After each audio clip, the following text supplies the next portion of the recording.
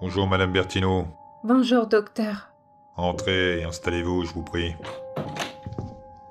Alors, comment ça va depuis le mois dernier? Très bien. Je n'ai aucune douleur, pas la moindre nausée. Comparé à toutes les histoires que j'ai pu entendre autour de moi, ne serait-ce déjà celle de mes sœurs, cette grossesse se porte à merveille. Parfait. Vous avez reçu les résultats des analyses, je suppose? Eh bien, justement. Après analyse faite, il semblerait qu'on ait trouvé plusieurs anomalies concernant l'état de l'embryon. Ne me dites pas des choses pareilles, docteur, vous commencez à me faire peur. Allons, gardez votre calme, Madame Bertino. Rien ne sert de paniquer. Seul problème, c'est qu'on a décelé de graves malformations chez votre enfant, aussi bien au niveau de ses organes que sur sa physionomie. Mais je comprends pas. Il y a 3 semaines, aux yeux des échographies, tout allait pour le mieux. Et maintenant, vous m'affirmez que tout va mal? Eh bien, à vrai dire, il arrive parfois que les problèmes surgissent plus tard dans la grossesse. Mais alors, qu'est-ce qui va se passer? Je vais le perdre? Pas forcément. Mais vous allez mettre au monde un enfant difforme, qui souffrira a priori d'un important dysfonctionnement cérébral.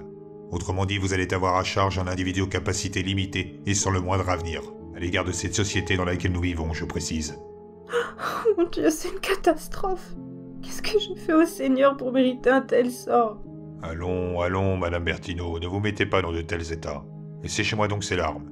Vous êtes encore très jeune, et dans quelques mois vous serez à nouveau prête pour tomber en gestation. Tout n'est pas perdu pour vous, loin de là. Si je comprends bien, il me faut avorter. Hélas, ce serait pour vous la meilleure solution. Car s'occuper d'un enfant attardé peut s'avérer être un véritable fardeau pour de jeunes parents. Comment vais-je l'annoncer à mon mari? Il était si heureux d'avoir cet enfant. Je comprends tout à fait votre douleur. Dans ma carrière, j'ai pu voir un grand nombre de cas similaires aux vôtres. Mais plus vite vous aurez réglé cette situation, mieux vous vous sentirez.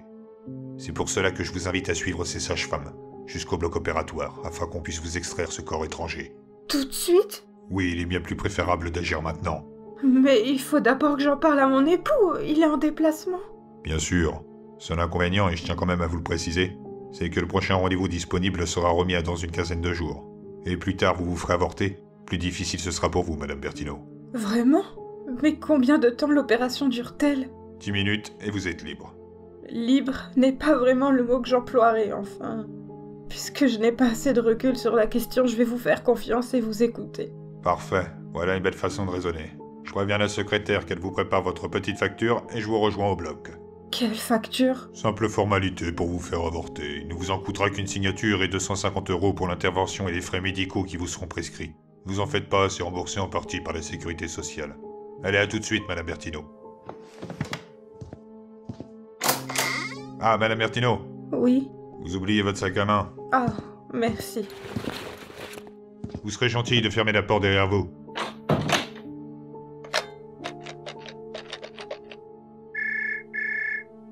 Allô, bonjour, hôpital Collet, que puis-je faire pour vous? C'est moi. D'autres patientes aujourd'hui? Non, docteur, Madame Versino était votre dernière consultation. Parfait. Après son passage au bloc, dites à l'infirmier en charge du transfert de déposer immédiatement la glacière dans le coffre de mon véhicule. Entendu, c'est noté.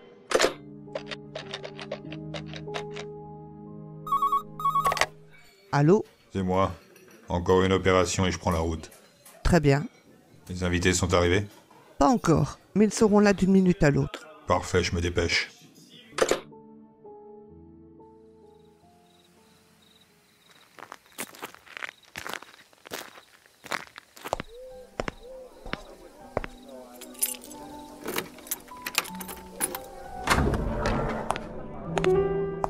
Coucou tout le monde, c'est moi, je suis rentré. Enfin là, j'espère que tu n'as pas oublié nos amuse-gueules. Non, rassure-toi mon ange. J'ai réussi à en récupérer 6 aujourd'hui. Mélangés à la sangria, nos convives vont se régaler. Comme à chaque fois, mon amour. Demande aux enfants de s'en occuper, tu veux bien? Les encas sont dans la glacière, et qu'ils n'oublient pas de recongeler les restes. Moi, en attendant, je file me préparer, et ensuite j'endosse mon plus beau costume. Et surtout, dis-leur bien de couper de petites parts. Car comme tu le sais, je déteste avoir de gros morceaux dans mon verre.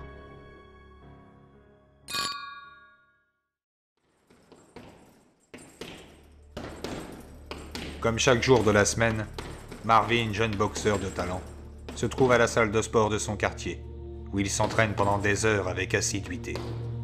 Il cognait avec une certaine rage le sac de frappe lorsque son manager Clarence fit irruption dans la salle. Alors comment ça va, champion? Ça cogne dur à ce que je vois. Sans s'arrêter pour autant, le jeune athlète vint à lui répondre. Dis-moi que tu m'apportes une bonne nouvelle aujourd'hui. En effet, j'ai 2 choses à t'annoncer. Une bonne et une mauvaise, à vrai dire. Commence par la mauvaise, tu veux? Ton combat contre le Russe a été annulé. Marvin stoppa ses enchaînements. Et quelle est la raison cette fois-ci? Il refuse de combattre un amateur. D'après son équipe et de ce que j'en ai déduit, le risque serait trop grand pour sa carrière. Il vient tout juste de grimper dans les classements, et il ne veut en aucun cas perdre sa position. Il a peur de moi, si je comprends bien. Sûrement. Après avoir maté les vidéos de tes précédents combats, il a dû faire dans sa culotte. Déçu, il envoya un énorme crochet sur le punching ball. Allons, du calme, mon pote, du calme. N'oublie pas qu'il y a une bonne nouvelle aussi. Je la connais d'avance. Tu vas encore m'organiser un combat de rue avec des sans-abri? Pas cette fois-ci, champion. Je t'ai dégoté grâce à mes talents de débrouillard professionnel une rencontre assez spéciale. Le jeune homme le regardait avec des traits d'étonnement. Quel genre de rencontre? Du genre qui rapporte gros. Alors accouche, je t'écoute. Un sourire malicieux s'inscrivit sur le visage du manager. Ces derniers jours, j'ai fait la rencontre d'un type ultra sérieux, qui organise à la demande de riches clients un genre de spectacle qui sort un peu de l'ordinaire. Spectacle? Je suis boxeur, je te le rappelle, pas comédien. Laisse-moi finir. Ce gars dont je viens de te parler est prêt à débourser 5000 billets pour divertir sa clientèle fortunée. 5000? Ça fait une belle somme à se partager, répondit le boxeur qui semblait sur le coup fortement intéressé. Non, tu n'y es pas du tout. Je te parle de 5000 billets chacun, mon pote. Et ça consiste en quoi, son show? Boxer, tout simplement. Mais boxer qui? Clarence prit le temps de s'allumer une cigarette avant de bien vouloir lui répondre. Des morts. Des quoi? Il tira une grosse bouffée sur sa cigarette et recracha la fumée vers le visage de Marvin. Je crois t'avoir déjà demandé de ne pas fumer ici. C'est une salle de sport au cas où tu ne l'aurais pas encore remarqué. Puis c'est quoi cette histoire de mort? Tu vas devoir affronter un cadavre. C'est tout bénef pour nous. Tu vas recevoir aucun coup de sa part. On va l'installer gentiment devant toi dans un joli cercueil et tu n'auras plus qu'à le défigurer avec tes poings. Ce sera un véritable jeu d'enfant. Le public va t'adorer. Abasourdi par cette nouvelle, Marvin restait sur la défensive. Mais t'es complètement taré? Tu crois vraiment que je vais accepter de participer à ce genre d'événement morbide? Et d'où ils viennent d'abord ces cadavres? Je n'en sais pas plus que ça. Enfin bref, je ne sais pas si c'est moi le cinglé, mon vieux, comme tu veux bien le prétendre. Mais dans tous les cas, j'ai ici sur moi 2500 billets. Ils sont là. Il lui tendit une enveloppe, avec la somme énoncée. Le gars paye la moitié d'avance en plus. Ce n'est pas beau ça? Le jeune boxeur dégrafa ses gants pour venir les jeter au sol. Puis il se mit à recompter l'argent que contenait l'enveloppe. Et combien de temps ça va durer, tu penses? 1 heure tout au plus.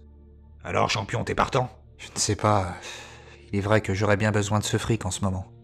Avec la naissance de mon fils, mes économies ne font que diminuer. Oh et puis merde, d'accord, putain. Je suis ok, mais rien qu'une seule fois, t'entends?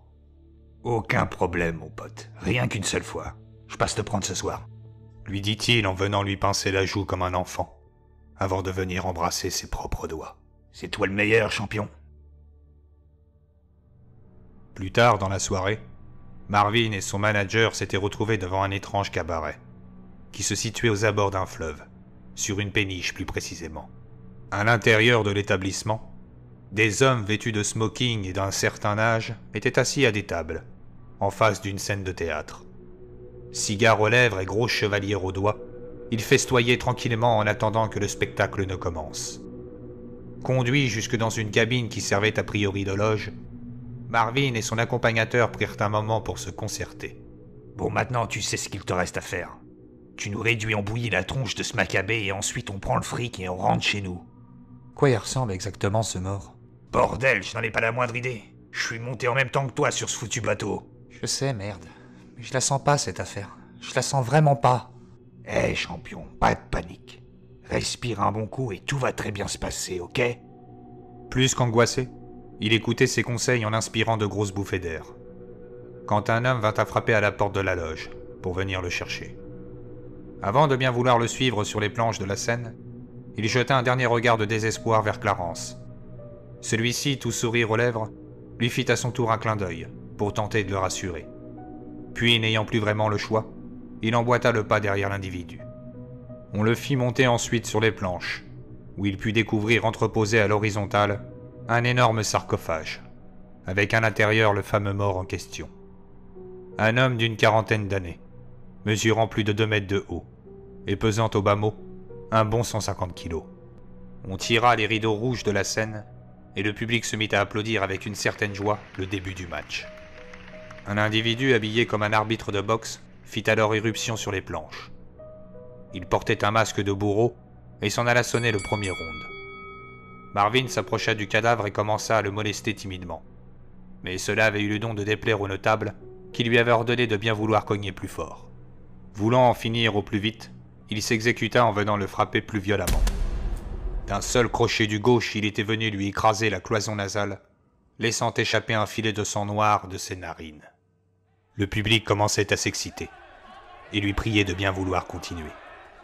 Galvanisé, Marvin balança alors une pluie de coups, jusqu'à venir défigurer petit à petit le visage de son adversaire.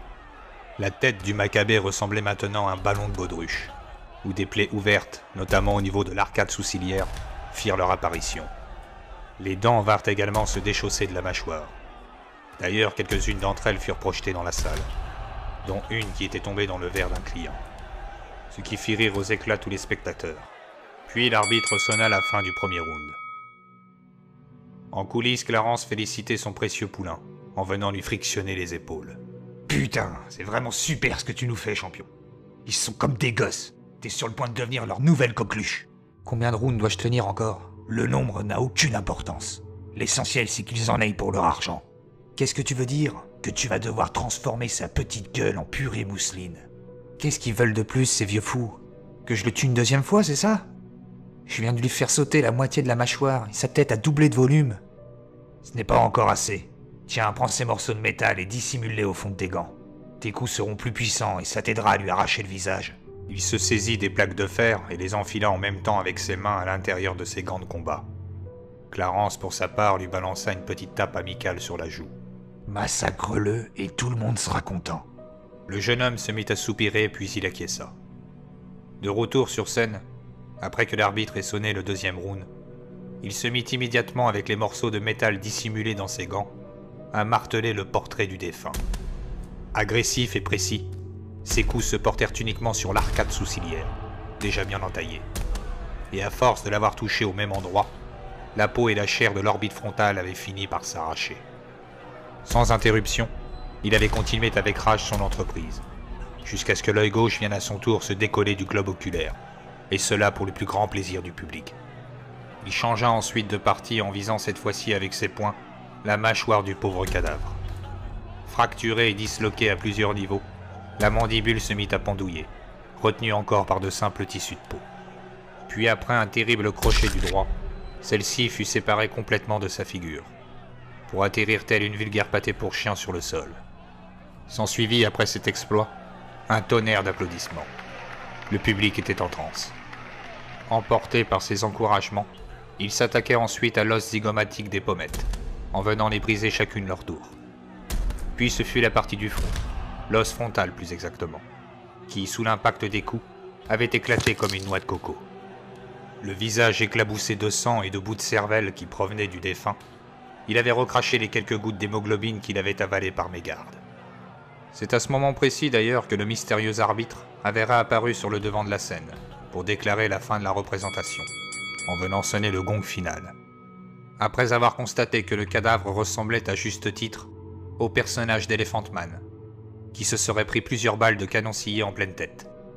Autrement dit, le visage du mort était méconnaissable. L'individu dissimulé sous son masque avait alors levé le bras du jeune boxeur, comme pour célébrer sa victoire. Et tous les autres s'étaient levés de leurs fauteuils respectifs pour venir l'acclamer avec la plus grande des ferveurs. De retour dans la loge, Clarence faisait des bonds de sauterelle, tellement il était satisfait du dénûment de la rencontre. Tandis que Marvin, lui, avait l'impression de planer sur une sorte de nuage. Un nuage gris qui se nommait la honte. Il jeta à terre ses gants rembourrés de métal à demi déchirés et maculés de sang, et se mit à examiner ses mains endolories. Je ne peux pas croire que j'ai fait ça. Jamais je n'aurais cru faire une chose aussi malsaine de toute ma vie. Même dans mes pires cauchemars. Tu plaisantes, j'espère. T'as été formidable. Tiens, voilà le reste de tes gains. 2500 billets comme convenu. À la vue de son argent, Le nuage de remords sur lequel il était posé commençait à se dissiper. Hé Marvin, au sujet du cadavre que tu viens de combattre, ne te tracasse pas pour ce genre de détails. De détails, tu dis? Je viens de démolir la gueule d'un putain de macabé devant une bande de pervers sadiques qui ne sait plus quoi foutre de son fric, en assistant à des matchs de boxe entre morts et vivants? Et toi, t'oses appeler ça du détail? Relax, mec, relax. Tu viens de gagner en à peine 2 heures l'équivalent de 5 mois de salaire d'un misérable caissier de supermarché.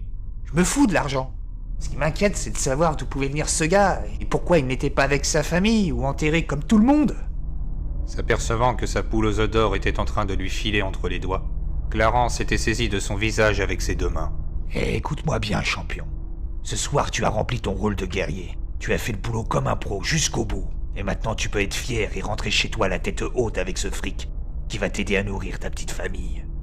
Alors finis les remords et surtout plus de questions à ce sujet. Ça va te soulager d'un gros poids, fais-moi confiance. En plus, les gars qui nous embauchent, ils ont une nouvelle représentation à nous proposer. Marvin le fusilla du regard. Pas question, on s'était mis d'accord pour une seule rencontre. Tranquille, ne te mets pas dans un tel état, et écoute-moi ça. Ils nous proposent cette fois-ci 10 000 billets. Ah ouais? Et elle est où l'arnaque? C'est exactement la même somme qu'ils nous ont donnée pour le combat de ce soir. Non, tu fais fausse route, mon pote. Là, on parle de 10 000 billets chacun. Les yeux du jeune homme reprirent un semblant de vie, et le doute s'immisça alors dans son esprit, en se faufilant par une petite porte sur laquelle il était écrit « Avarice ».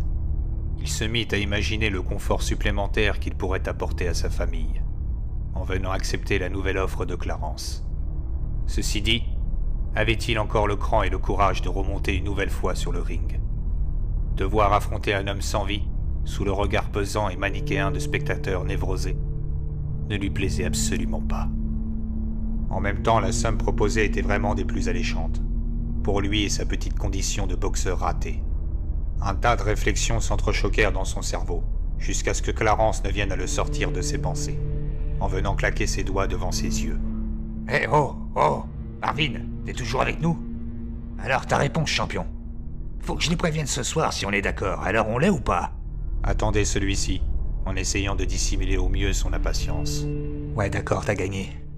Je suis partant pour une dernière rencontre, mais c'est vraiment parce que j'ai besoin de fric que j'accepte. Sinon, je peux te dire que je t'aurais déjà renvoyé te faire foutre.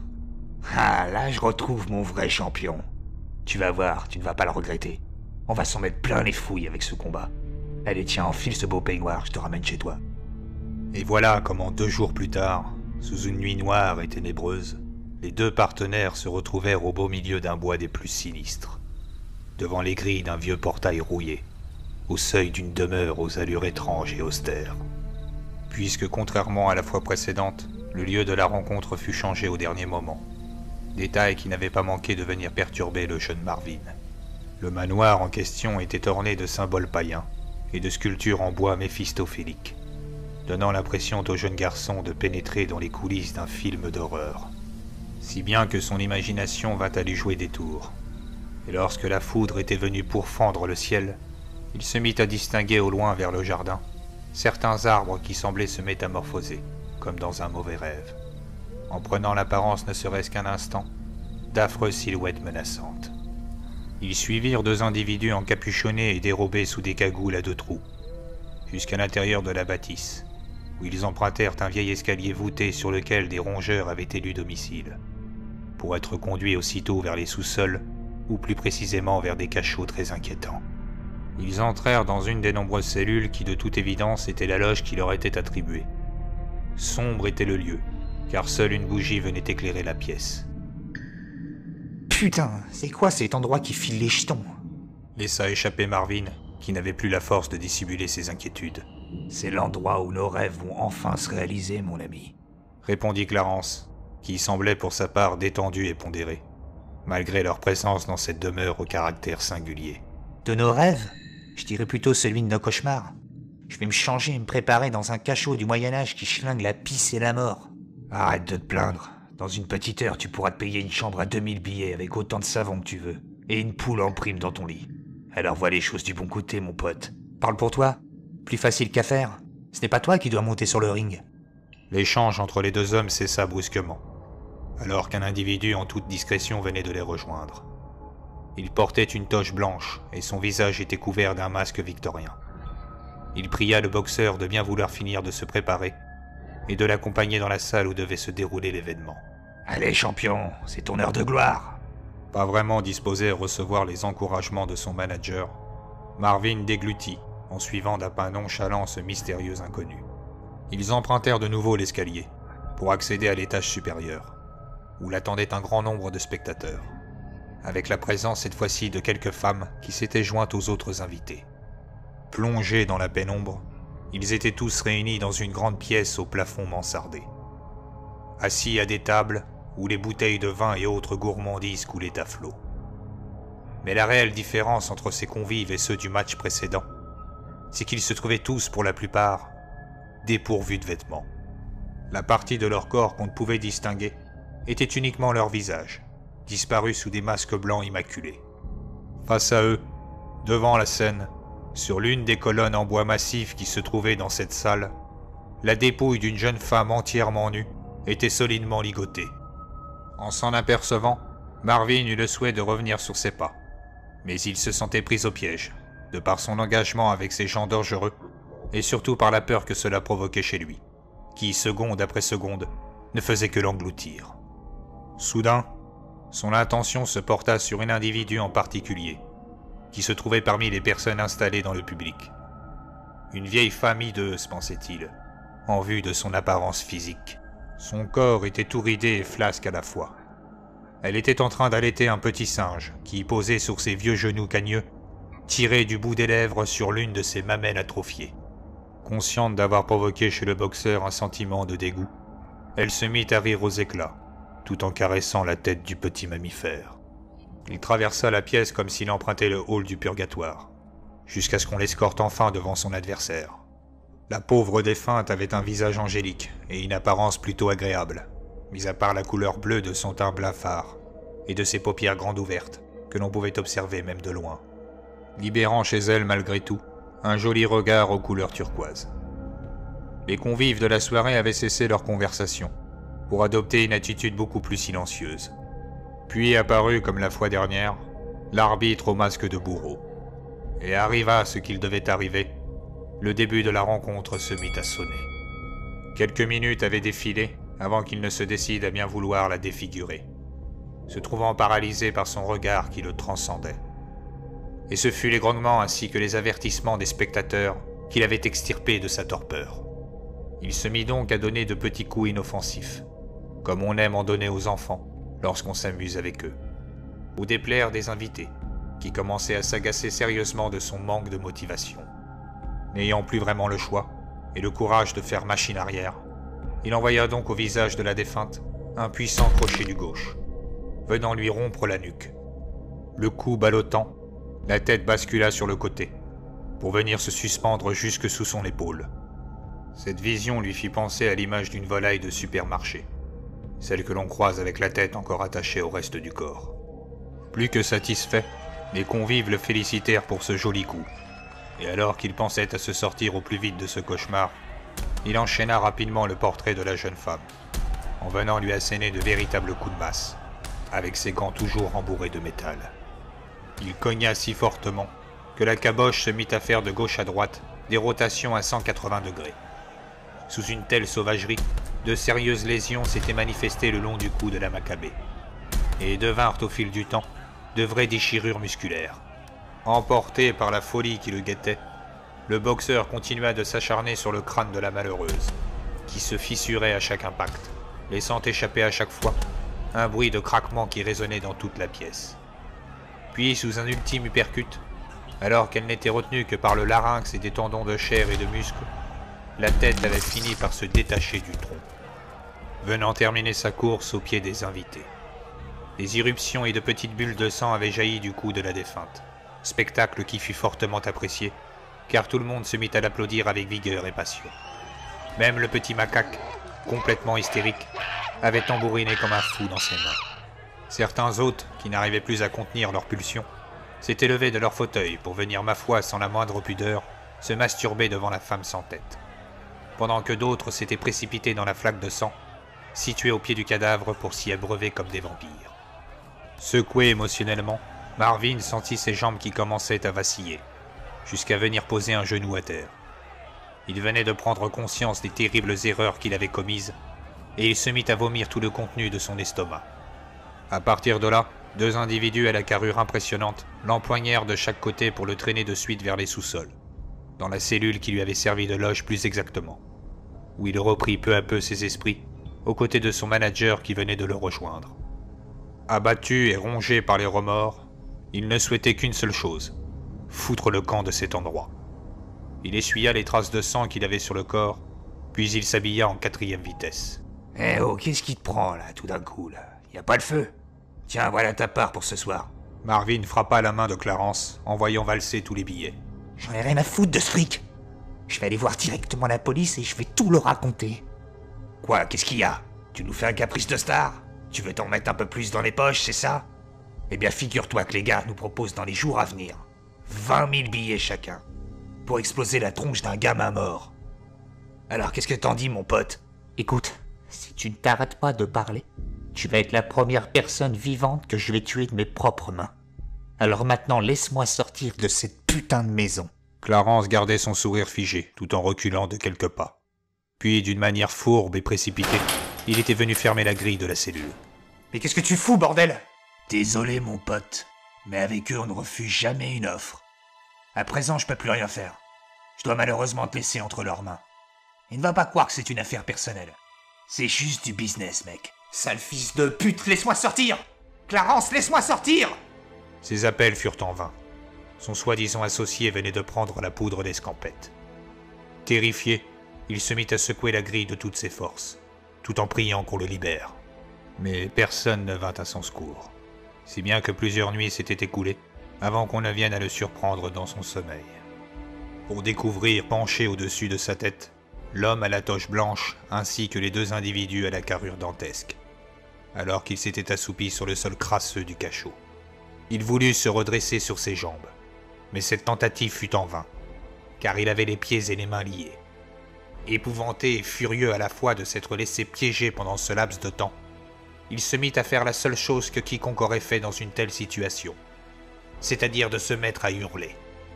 Un court instant, certes, car le mystérieux personnage à la robe de sorcier venait de lui traverser la tempe avec une seringue, pour lui injecter directement dans le cerveau une forte dose d'une substance inconnue. Très vite, il put ressentir les effets néfastes du produit qui se dispersait dans son organisme, en observant ses membres s'engourdir peu à peu, jusqu'à ne plus sentir la moindre parcelle de son corps. Impuissant, il n'arrivait même plus à fermer les yeux. Il fut ensuite débarrassé de ses vêtements, puis on le déposa dans un petit chariot, servant autrefois au transport de charbon. Terrorisé, son cœur battait à la chamade. La preuve, pensait-il, qu'il était encore vivant. Ils empruntèrent les couloirs obscurs du sous-sol, en passant devant des pièces isolées, où des piles de cadavres découpés en quartiers attendaient leur destruction par le feu. L'homme qui en avait la tâche jetait ses restes humains dans un vieux four datant de la Seconde Guerre mondiale. Ils arrivèrent ensuite au pied de l'escalier qui menait à l'étage, devant un cercueil en bois où il fut aussitôt placé à l'intérieur. À partir de là, on l'avait transporté et déposé dans la salle où il avait déjà précédemment combattu. À cet endroit, un grand nombre de spectateurs étaient présents, et il put reconnaître parmi eux la vieille femme et son petit animal fétiche. Soudain, alors que le cercueil fut déposé à l'horizontale, un éclair de lucidité lui traversa l'esprit. Il était de toute évidence que les 2 personnes qu'il avait massacrées en amont étaient elles aussi encore vivantes, lorsqu'elles furent emmenées sur la scène. Voilà donc pourquoi ces vieux désaxés prenaient autant de plaisir à venir assister à ce genre de représentation. Ils aimaient voir ces visages se faire démolir, alors que ces pauvres victimes étaient quant à elles pleinement conscientes de leur mise à mort. De plus, en cachant la vérité au boxeur cupide qui va s'embarrasser de la sale besogne, venait sans aucun doute décupler leur plaisir malsain. Mais la véritable ironie dans toute cette histoire, c'est que cette situation faisait de lui, sous un point de vue différent, un meurtrier. Et cette conclusion horrible était venue lui glacer le sang. Puis il découvrit avec effroi le visage de son bourreau. « Oh non, Clarence, c'est pas possible. Pas toi, putain !» Face à lui, son ex-partenaire qui se trouvait en tenue de boxeur était en train de s'étirer et de sautiller sur place, prêt, cela va de soi, à l'envoyer vers une mort certaine. « Clarence, putain, fais pas ça, mec. Je t'en supplie, je suis encore vivant, merde. Tout comme les précédents adversaires que j'ai boxés, je peux plus bouger. Ils m'ont drogué à mon insu. Bien évidemment, Clarence n'avait nullement entendu ces lamentations. Puis après que l'arbitre ait sonné le premier round, les premiers coups de poing commencèrent à pleuvoir sur son visage. Et mis à part la douleur insoutenable qu'il devait encaisser, et le son du claquement de ses os sous le choc des gants rembourrés de métal, il put discerner parmi les applaudissements des convives un rire bien particulier, qui résonnait maintenant dans toute la pièce, et qui semblait appartenir, de toute évidence, au petit singe. Citoyens, citoyennes, message de sécurité. Toute personne se trouvant en dehors de leur domicile pendant le couvre-feu sera considérée et ciblée comme un ennemi. Veuillez donc, chers compatriotes, à bien respecter cette interdiction.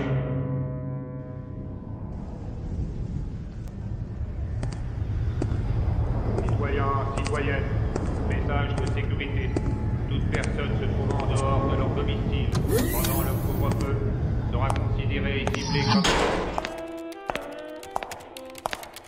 Bonjour, bienvenue chez Cryo Futur, que puis-je faire pour vous? Bonjour, j'ai rendez-vous avec le professeur Lieberman. Très bien, votre nom s'il vous plaît? Lewis, Axel Lewis. Parfait, je vous demande un instant, le temps que je vous le cale sur l'ordinateur... Voilà, je vous ai trouvé. Je vous laisse patienter quelques instants en salle d'attente, mademoiselle Lieberman va vous rejoindre. D'accord, merci.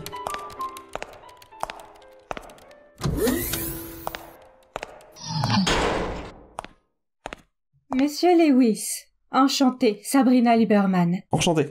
Vous me suivez dans mon bureau? Je vous suis. Tenez, asseyez-vous sur ce fauteuil en face de moi. Merci.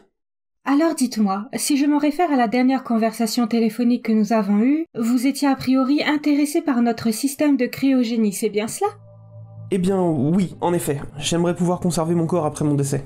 Après votre décès, vous dites? J'ai bien peur que cela soit impossible. Ah bon? Pourtant vos slogans affirment le contraire. Pour vous expliquer les choses plus clairement, ce que nous vous garantissons, c'est de préserver la totalité de votre enveloppe corporelle. Votre cerveau, vos organes et vos tissus. Tout sera pour ainsi dire protégé dans un caisson ultra sécurisé. Pour un minimum de 300 ans. Mais pour accomplir un tel transfert, il faut que vous soyez en vie, monsieur Lewis. Pardon? Il va falloir que je rentre dans un caisson alors que je serai encore en vie? Pas exactement, vous serez plutôt placé dans un état végétatif, une sorte de repos artificiel. Mais alors si je meurs demain, c'est foutu? Je dois y entrer maintenant? Aujourd'hui, demain ou dans 10 ans, cela reste votre choix. Mais plus tard vous le prendrez, plus les risques de mourir se présenteront.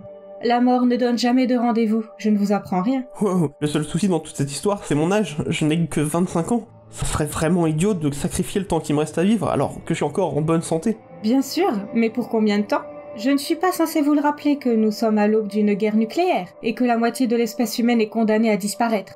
Seule la cryogénie peut remédier à ce problème. Il est bien vrai qu'en ce moment nous vivons sous un régime totalitaire et que les conflits mondiaux sont de plus en plus violents. Hier encore j'ai perdu 3 membres de ma famille. 2 sont morts sous les bombardements et le 3e nous a quittés ce matin après avoir attrapé un terrible virus. J'en suis vraiment navré, croyez-le. Moi-même j'ai perdu des proches dans cette maudite guerre. Mais dites-moi en plus professeur, quelles sont vraiment les chances qu'on nous ressuscite dans les siècles à venir? De nombreuses. Nous avons calculé en comptant les imprévus qu'il serait tout à fait possible, grâce à la science de demain, de vous réveiller dans à peu près 150 ans. D'ici là, la technologie aura fait de tels progrès, si grands que vous allez pouvoir revivre une centaine d'années de plus. Fini les maladies et les organes défectueux. Tout pourra se guérir et se remplacer.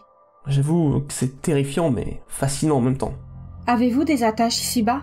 Je veux dire, de la famille, des amis ou une petite amie? Non, je n'ai pratiquement plus personne. Alors, si vous voulez mon avis, acceptez au plus vite cette offre à 500 000 crédits. Et vous serez presque certain de survivre au terrible holocauste qui se prépare au-dessus de nos têtes. 500 000? Oui, c'est le coût du transfert. Mais il comprend aussi la conservation de votre corps pendant 300 ans. Au-delà, il sera soit redirigé vers une école de sciences, ou incinéré dans les normes générales. Je comprends tout à fait, mais c'est bien trop cher pour moi. Je viens d'hériter de mes parents qui sont décédés l'année dernière, et sur un pécule de 450 000 crédits, je n'ai reçu que 50 000 de la part du gouvernement. Eh bien écoutez, il existe une autre solution à votre problème, beaucoup moins onéreuse. Il est tout à fait possible de conserver uniquement votre tête dans un petit caisson. Mais c'est insensé, que ferais-je dans le futur sans le reste de mon corps? Et puis je trouve ces méthodes un peu barbares si je peux me permettre. Non, non, du tout. Vous serez décapité au laser. L'opération est réalisable en 30 secondes. Cependant, pour répondre à votre première question, les sociétés de la robotique et du clonage artificiel avec qui nous travaillons en étroite collaboration ont fait d'énormes avancées dans leur domaine. Et je peux vous affirmer que lorsque vous serez revenu de votre longue période de sommeil, il y aura à votre disposition de nombreux corps, soit organiques, par le biais du clonage, ou bien mécaniques, grâce à l'avancée croissante de la robotique. En effet, si la science de demain arrive à me ressusciter, elle n'aura sans doute aucun problème à me trouver une nouvelle enveloppe. Combien pour cette option? Juste la tête? C'est 50 000 crédits, monsieur Lewis. Ça reste encore très cher, mais au moins je peux me l'offrir. Oui, cela reste encore accessible. Or, je ne suis pas censé vous le cacher, mais il ne reste plus que 2 places disponibles pour cette option. Tous nos autres questions sont déjà occupées. Alors à votre place, je ne perdrai pas de temps. J'imagine bien, mais je peux pas vous donner une réponse tout de suite. Il va falloir au moins 1 mois avant de me décider.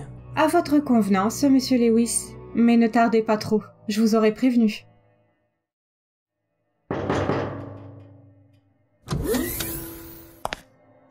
Monsieur Lewis, comment allez-vous ce matin? Je n'ai jamais été aussi angoissé de toute ma vie. Sûrement parce que c'est mon dernier jour à vivre. Mais non, tout va très bien se dérouler, vous allez voir. Vous me suivez en salle d'opération?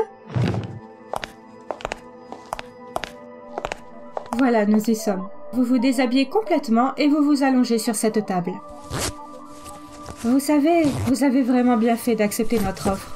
Il y a de plus en plus de morts dans nos rues. Oui, j'espère vraiment revivre dans un monde meilleur. Je l'espère également, monsieur Lewis. Mais trêve de bavardage. Je vais devoir maintenant vous faire une injection qui va vous plonger dans un état végétatif. Vous allez donc vous endormir tranquillement. Et vous ne sentirez absolument rien de tout ce qui va se dérouler par la suite. Ah, attendez, Sabrina. Vous permettez que je vous appelle ainsi? Bien sûr. Sabrina, j'ai vraiment peur. Il faut se détendre avant tout. Et si la science n'arrivait pas à me faire revivre? Si elle se trompait? Rien ne sert de raisonner ainsi. Il faut au contraire avoir confiance en elle. Un jour, vous rouvrirez les yeux sur le monde, je vous en fais la promesse. Maintenant, je dois vous dire au revoir, Axel. On se donne rendez-vous, disons, dans 100 ans. Oh punaise, qu'est-ce que je m'apprête à faire?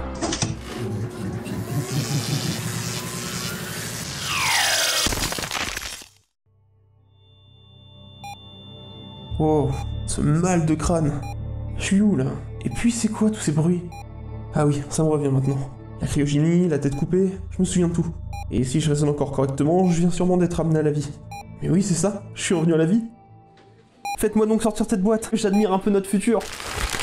Madame, monsieur, les magasins Planète Rétro vous remercient pour votre achat et vous souhaitent de joyeuses fêtes. Merci beaucoup. Joyeuses fêtes également. Maintenant, on n'a plus qu'à rentrer à la maison et à l'installer. Oui, j'ai hâte. C'est bizarre, j'ai l'impression d'être ballotté dans un sac. Mais où est-ce qu'on m'emmène? Coucou les enfants. Papa et maman sont rentrés des courses. Ouais, trop cool. Vous nous avez encore apporté des cadeaux du Père Noël? Oui, mais cette fois-ci, c'en est un pour toute la famille. Mais bordel, je suis où là? J'ai l'impression d'être à l'intérieur d'une maison avec du monde. Mais bon sang, sortez-moi de ce foutu sac! Alors attendez, on va venir la poser délicatement sur le socle au pied du sapin. Elle sera parfaite ici, à côté des guirlandes et des lumières. Vous êtes prêts? Voici le nouvel objet de la maison. Waouh, c'est quoi, papa? Enlevez vos sales pattes de ma figure, sale gamin! Du calme, les enfants. Et retirez vos doigts de son nez et de ses oreilles. Dis, c'est quoi cette drôle de chose, papa? Eh bien, vous avez devant vous, les enfants, une super lampe rétro. À tête humaine. Et ça sert à quoi, ce truc? Eh bien déjà, en premier lieu, ça sert à décorer le salon, et à nous éclairer en même temps. Puis on va pouvoir lui poser plein de questions sur le passé, et faire un tas d'autres choses avec elle. C'est la mode en ce moment, tout le monde en possède une chez soi. Trop super bien, alors. Mais attention, il ne faut surtout pas venir la bousculer ou la renverser. Le vendeur nous a bien stipulé qu'elle pouvait encore ressentir de la douleur, alors faites doucement lorsque vous jouez avec. Et dire qu'on était tous convaincus que mon aïeul était une illuminée. Tu parles de ta grand-mère, la scientifique, je suppose. Oui, elle jurait sans cesse qu'un jour viendrait où il nous serait possible de ranimer des êtres conservés grâce à la cryogénie. Sur ce point, ses prévisions se sont bien réalisées, malgré le fait qu'elle n'ait pas voulu en faire usage. Ceci dit, elle avait sans doute prévu les lois qui allaient se prononcer à ce sujet après sa mort. Que tout cobaye terminerait pour la plupart détruit ou utilisé à des fins de distraction dans les futurs foyers. Oui, c'est sans doute pour cela qu'elle n'a jamais osé franchir le pas pour elle-même. Oh bon sang, dites-moi que c'est pas vrai. La science m'a dupé. On m'a injustement conservé toutes ces années pour finir comme une vulgaire lampe d'appoint. Ma tête orpheline, ce bibelot organique restera au pied de ce sapin ou entreposé sur une simple étagère. Pauvre existence, je ne vois aucune lueur d'espoir dans ce tunnel cauchemardesque. La seule lumière que je peux entrevoir à présent, c'est celle qui me brûle méchamment la peau. Et ce n'est qu'une lampe d'ampoule greffée sur le dessus de mon crâne.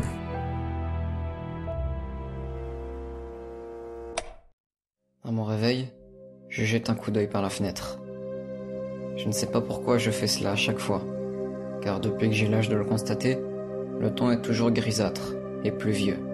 Je me dirige lentement vers la cuisine, et commande au robot cuisinier le soin de me préparer mon petit déjeuner.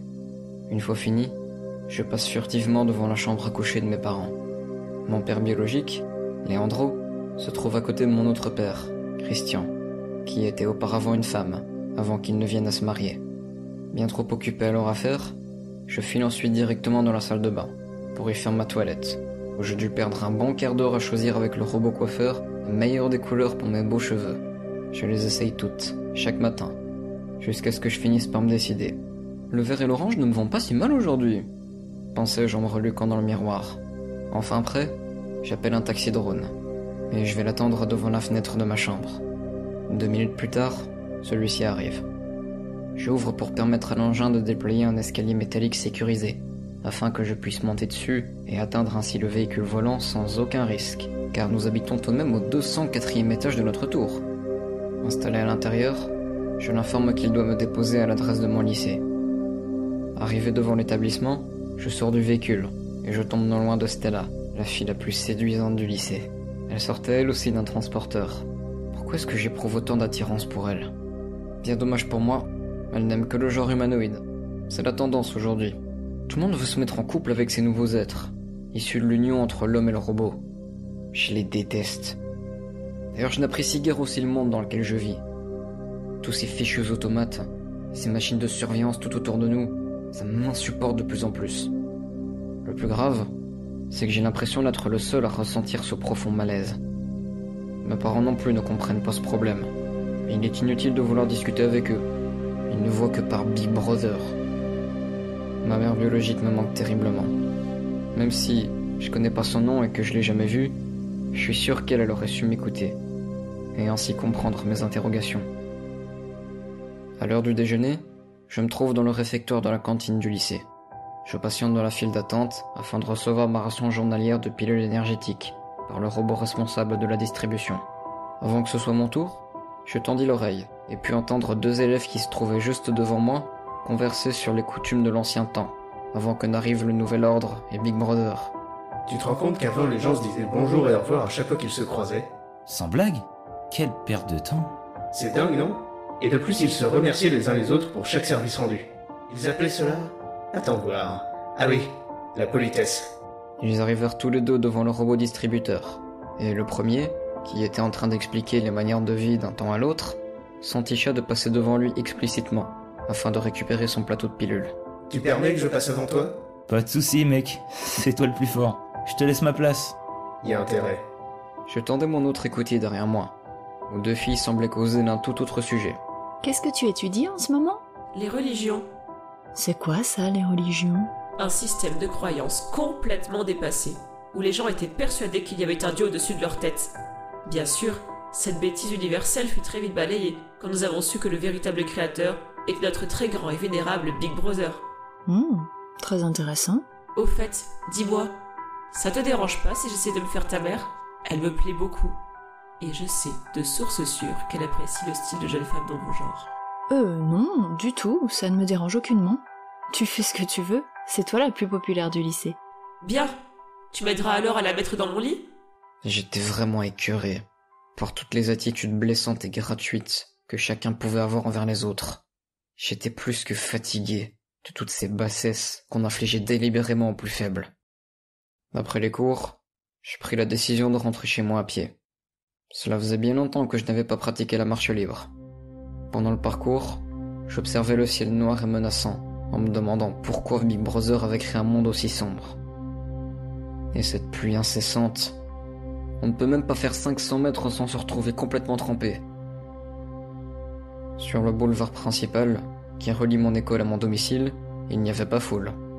Rares sont les gens qui circulent encore sur les trottoirs. Un grand nombre de personnes possèdent à l'heure actuelle des scooters, de sorte de scooters volants, ou bien ils se déplacent soit en taxi-drone, soit en voiture pilote automatique. En continuant, je passais devant l'imposante statue en or massif, qui représente le premier humanoïde sur Terre. Cloué tel un martyr sur sa croix, quelques adeptes étaient affairés autour de la représentation. Manifestement, ils semblaient prier à genoux cette idole que l'on nommait Adam. Il fut le premier individu composé de métal et de chair à venir au monde par voie naturelle, et qui fut assassiné à l'âge de 19 ans par un contestataire aguerri. Une femme robot me sortit de mes pensées, en venant m'interpeller au sujet d'un étrange document, qui concernait à savoir l'autorisation par la main de Big Brother que toutes les femmes robots puissent elles aussi avoir la joie et le bonheur de pouvoir tomber en gestation, comme le serait une véritable femme humaine. Et je sais, comme tout le monde, qu'une femme normalement constituée peut avoir des enfants, en s'accouplant avec un robot mâle. Cela dit, je n'avais jamais entendu parler de l'inverse. Surpris, je lui demandai si cela était bien possible.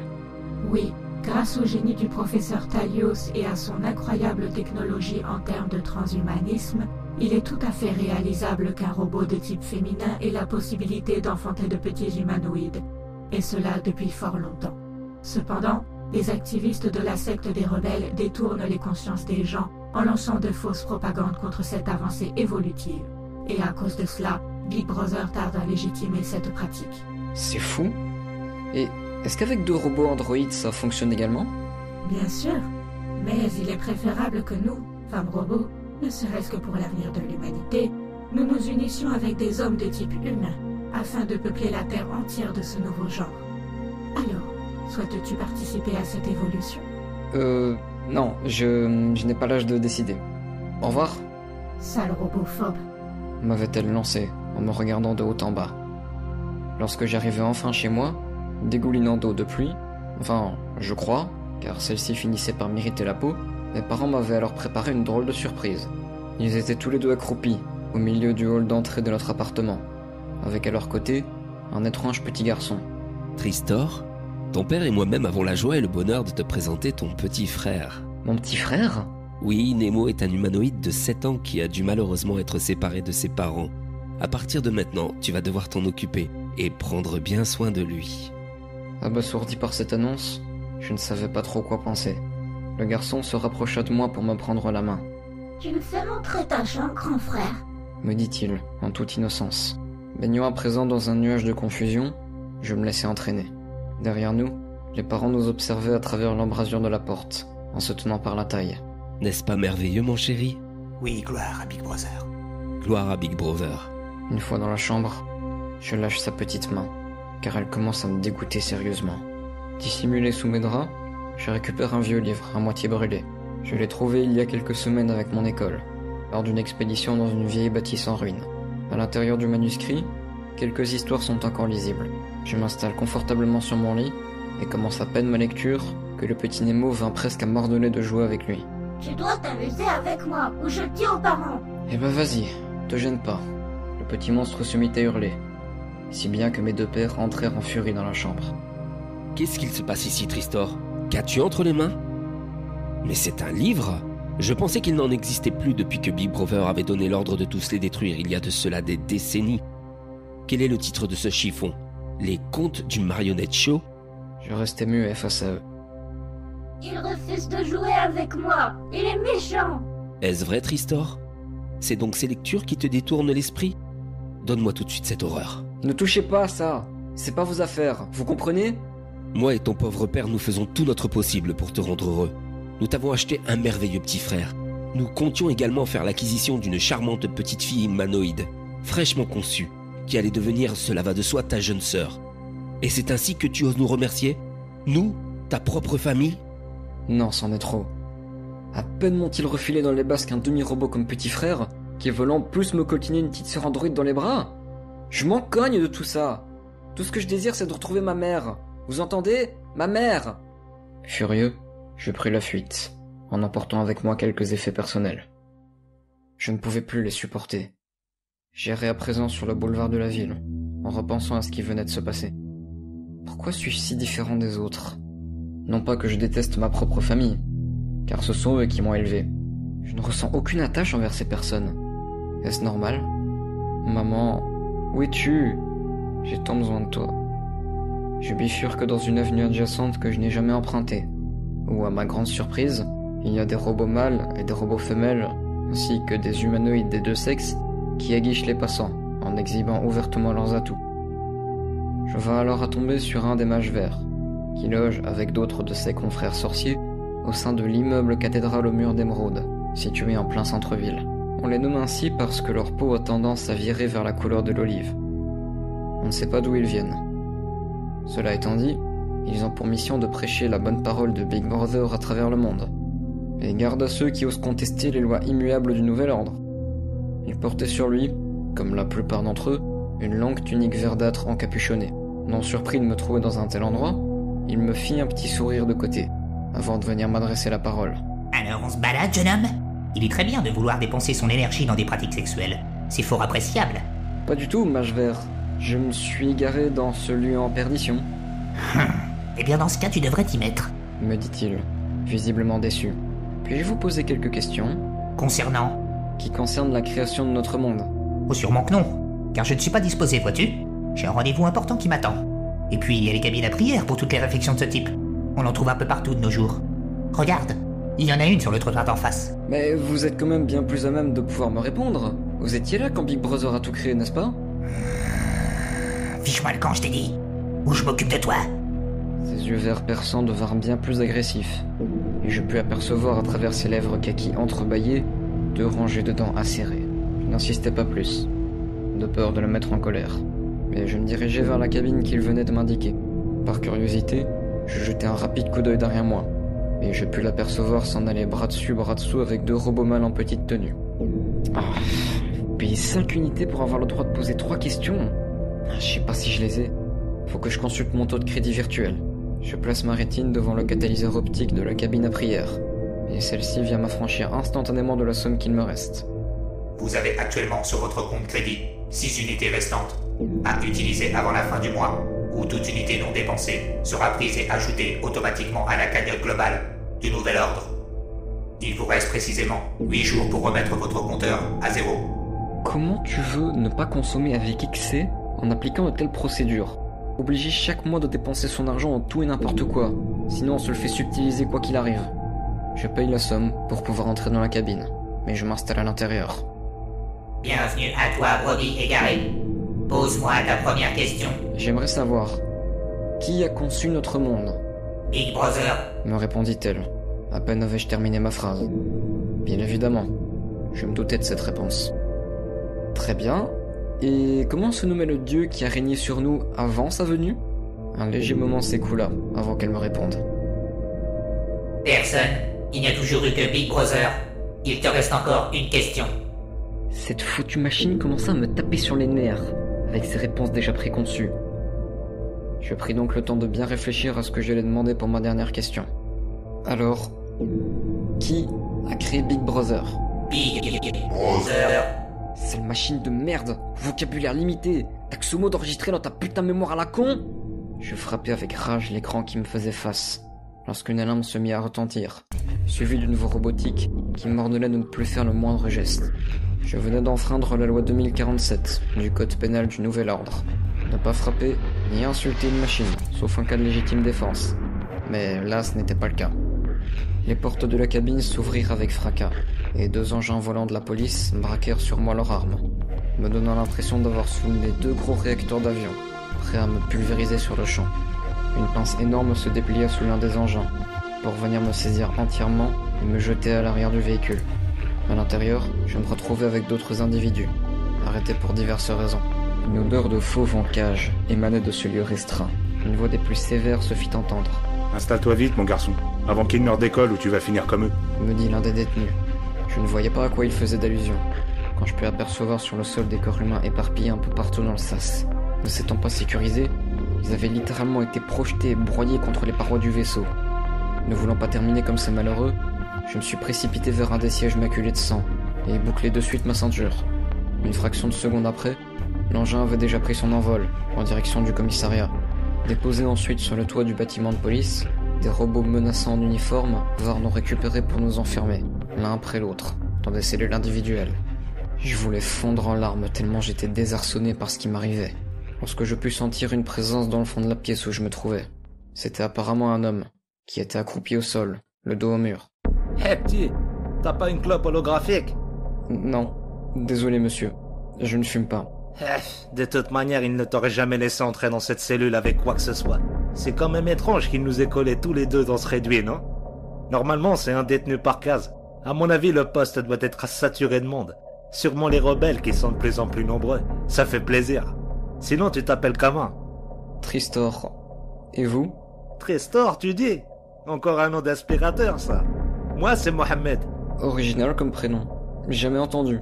C'est le nom sacré d'un prophète. C'est mes parents qui étaient de véritables rebelles face au nouvel ordre qui m'ont donné ce prénom. Vous parlez d'eux au passé. Sont-ils décédés?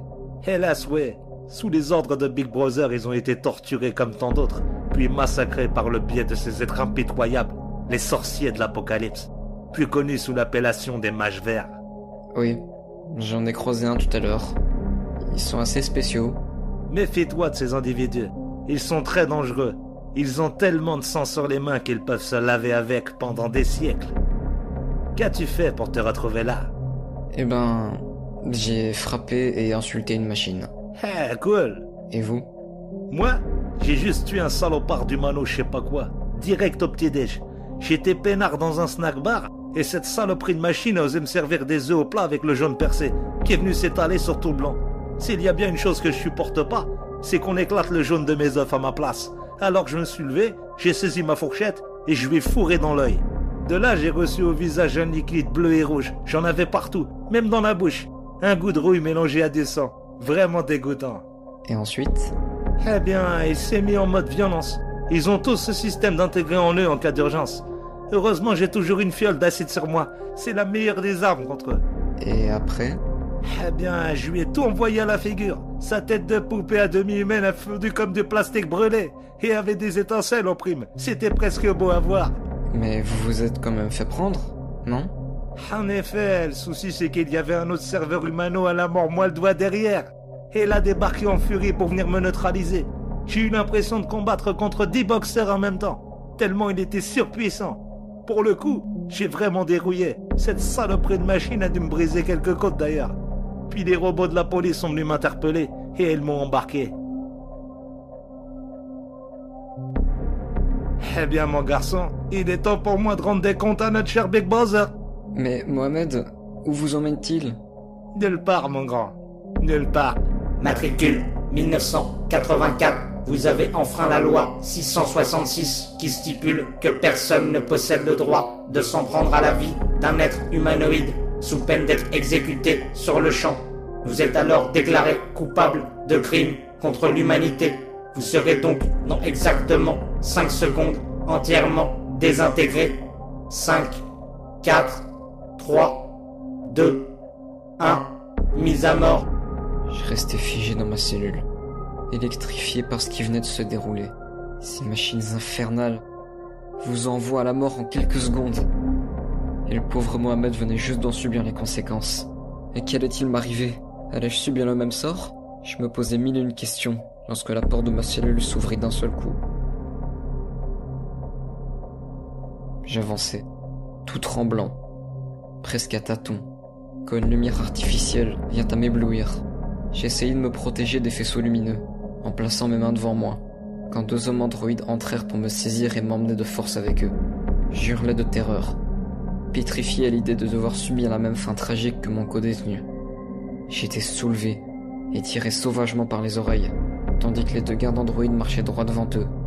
Mes jambes ne touchaient même plus le sol, sans parler de la douleur qui m'était insupportable. Ils me déposèrent ensuite, à mon grand soulagement. Enfin, presque.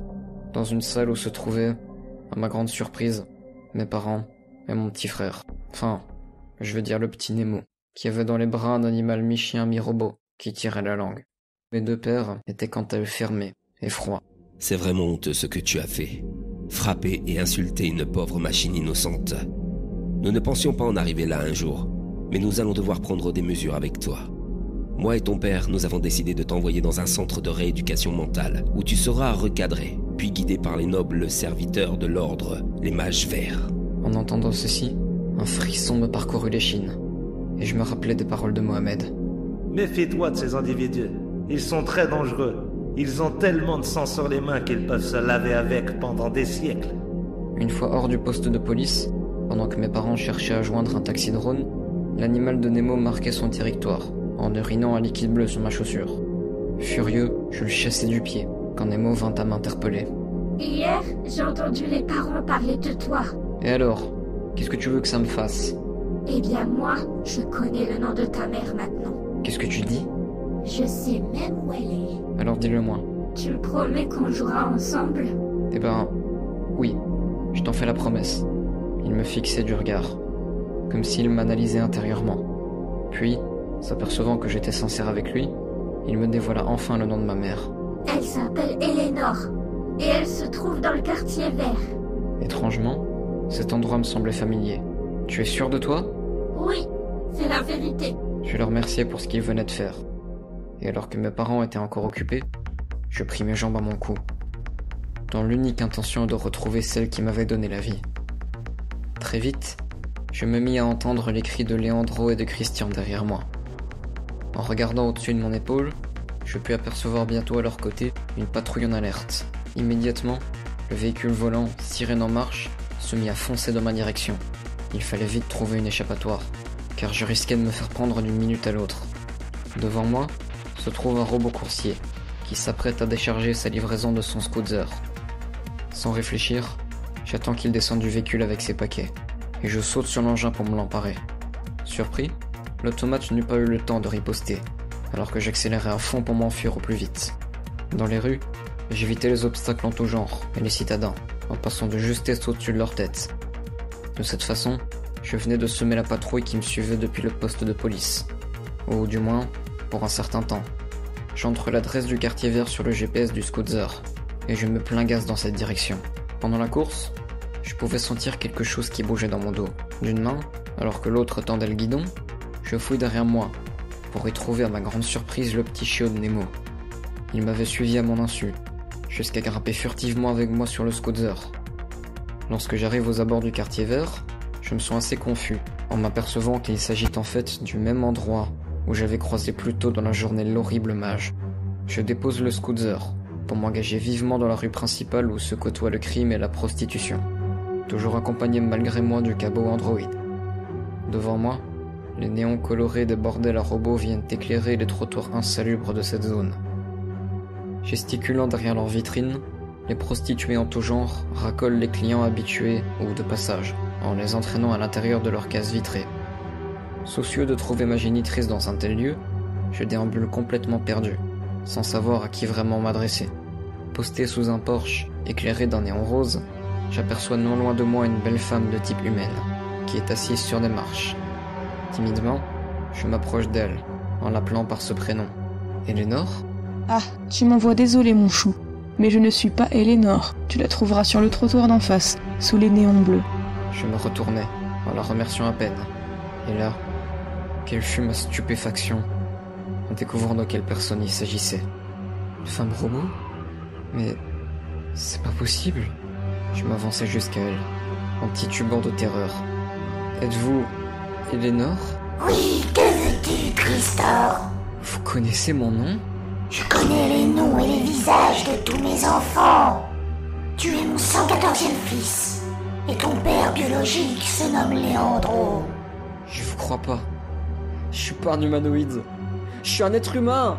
Furieuse, elle s'approche de moi pour me saisir de force par les poignets. D'un geste vif, elle sort ses ongles acérés comme des lames de rasoir pour venir me les entailler.